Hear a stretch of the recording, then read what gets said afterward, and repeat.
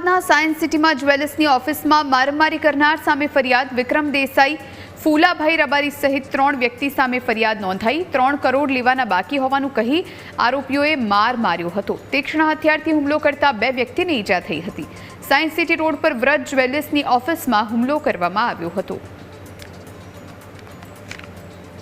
આરોપી વિક્રમ દેસાઈ છે, એમણે ફરિયાદીની ઓફિસ ઉપર આવેલા અને 3 કરોડ રૂપિયાની માંગણી કરેલી અને આ વખતે ફરિયાદીના મિત્ર કેતનભાઈ પણ ત્યાં હાજર હોય અને ફરિયાદીએ પોતાને કોઈ આવા પૈસા આપવાના નથી એ રીતે વાતચીત કરેલી ને એમાં બંને વચ્ચે ઉગ્રતા થતાં જે વિક્રમ દેસાઈ છે અને એમની સાથે બીજા ફૂલાભાઈ રબારી કરીને આરોપી આવેલા અને બીજા 3 અજાણ્યા ઇસમો આવેલા।